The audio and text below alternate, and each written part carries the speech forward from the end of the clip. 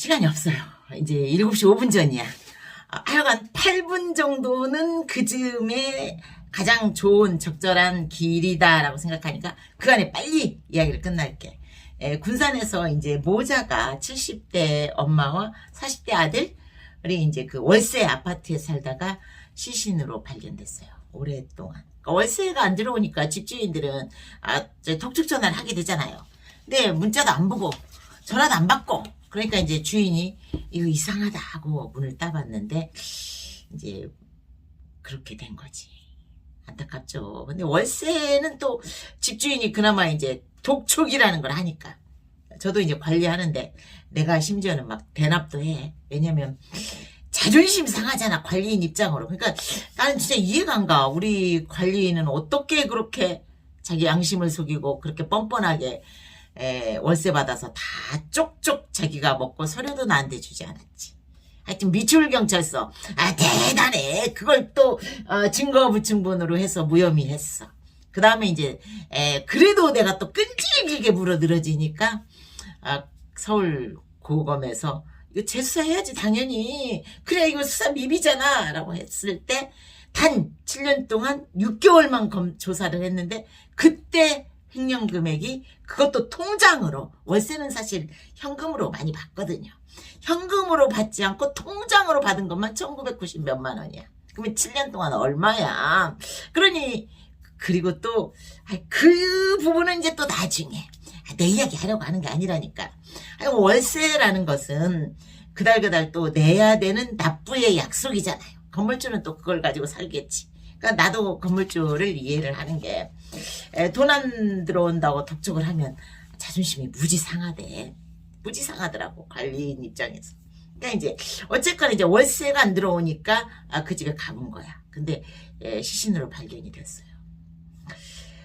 복지사각지대지. 복지사각지대는 어떤 기준을 상한선을 두지 말고 사람들이 양심불량인 사람도 있기는 있어. 내가 동사무소에 앉아서 이렇게 하다 보면 다 근데 어려워서 받는 거야. 자기 나름대로 어려워서. 나도 좀 받고 싶어. 달라고 하고 싶은데 안 줘. 왜 안 주냐 물어봐도 안 줘. 뭐 장난처럼 물어봐서 그러나 진지하게 한번 가서 말해볼까요? 특히 이제 건강보험 혜택 같은 건 나도 받고 싶지. 근데 안 준다니까. 안 주니까 못 받는다라고 생각하시면 돼요. 하여간 내가 이제 그 군산 이야기를 들으면서 그런 생각이 들었어. 참 모두들 어렵지. 그 사람만 어려운 게 아니야. 다 그렇게 나처럼 받고 싶고 뭐 필요하고 정말 경제적으로 궁핍하고 그런 부분은 다 있잖아요. 그런데 특히 이제 이렇게 생존권이 위협받는 분들은 우리가 공과금 3개월이거든요. 기준이. 3개월 동안 가스비, 전기료 이렇게 밀려 있으면 동사무소에서 삐뽀 알람이 이제 뜨게 되잖아요. 그럼 동사무소 복지 담당 공무원이 이제 전화를 해. 복지 생계수급이나 지원이나 뭐 에너지 지원이나 뭐 이런 거 받고 싶으면 와서 신청하라라는 쪽지가 와. 그러면 부끄러워하지 말고 이제 신청을 해야 되는데 이 집은 3개월이 다 밀린 게 아니었어요. 그러니까 그래도 이제 월세와 공과금을 어떻게든 악착같이 내는 사람들이 있어. 또 그게 당연하고 미국에서나 뭐 호주 같은 데서는 안 내면 바로 스몰코트에 가. 윌셔 350번지인가 있어요. LA. 그 스몰코트에 가서 그 분쟁이 있을 때는 언제든지 달려가서 집주인이 바퀴벌레 안 잡아줘요. 수도 안 고쳐줘요. 라고 신청하시면 돼요.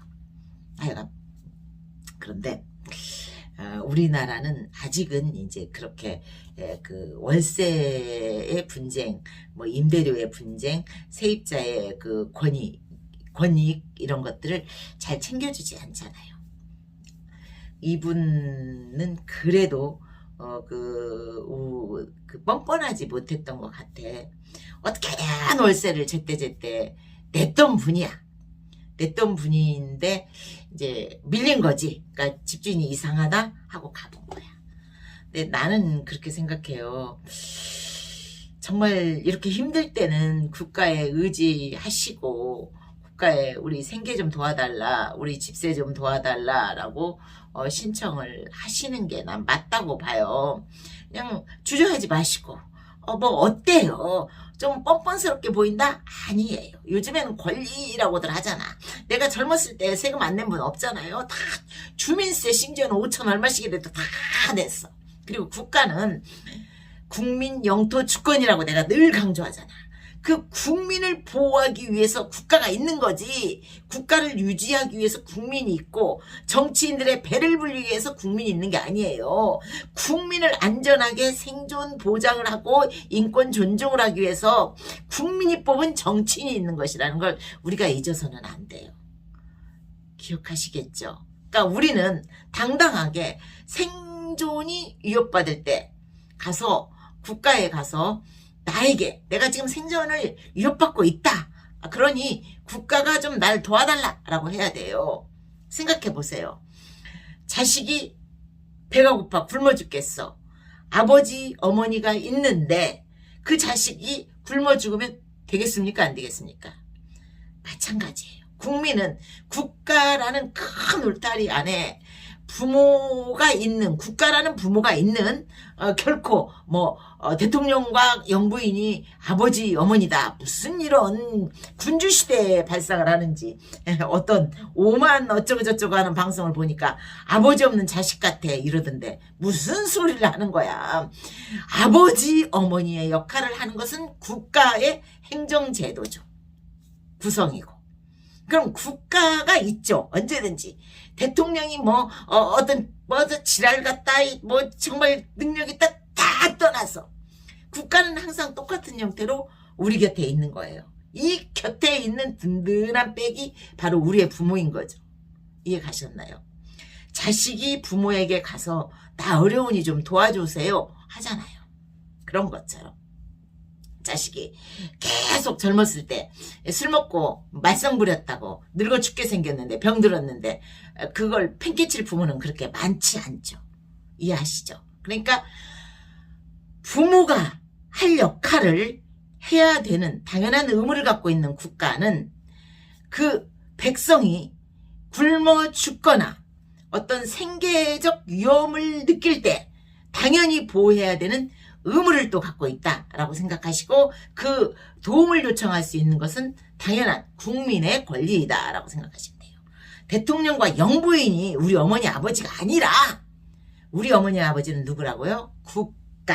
즉 국가는 국민 영토 주권인데 국민의 생존권, 국민의 안전권, 국민이 살아갈 수 있는 권리 이것을 지켜줘야 하는 그 의무가 있는 집단이고 국민은 국가에게 요청을 할 수 있는 권리 또한 있다.